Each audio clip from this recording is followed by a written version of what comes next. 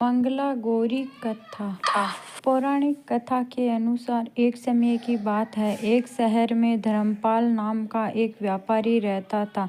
उसकी पत्नी काफी खूबसूरत थी और उसके पास काफी संपत्ति थी, लेकिन उनके कोई संतान नहीं होने के कारण वे काफी दुखी रहा करते थे। ईश्वर की कृपा से उसके एक पुत्र की प्राप्ति हुई, लेकिन वह अल्पायु था। उसे यह श्राप मिला था कि 16 वर्ष की उम्र में सांप के काटने से उसकी मौत हो जाएगी। संयोग से उसकी शादी 16 वर्ष से पहले ही एक युवती से हुई, जिसकी माता मंगला गौरी व्रत किया करती थी।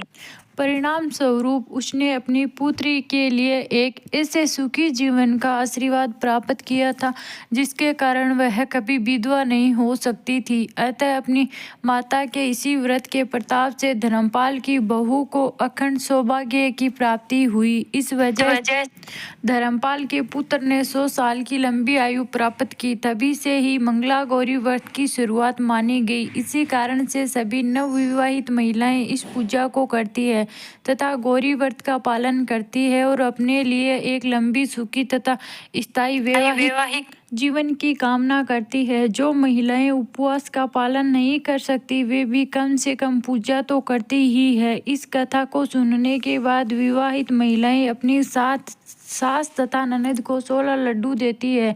इसके बाद वे यही प्रसाद ब्राह्मणों को भी देती है। इस विधि को पूरा करने के बाद व्रती 16 बाती वाले दिए से देवी की आरती करती है। व्रत के दूसरे दिन बुधवार को देवी मंगला गौरी की प्रतिमा को नदी या पोखर में विसर्जन कर दी जाती है।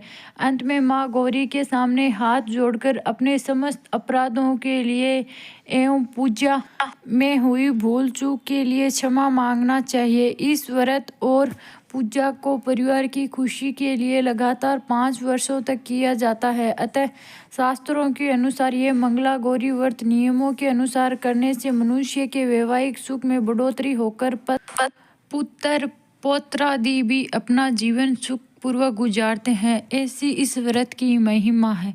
बोलो मंगला गौरी की जय हो।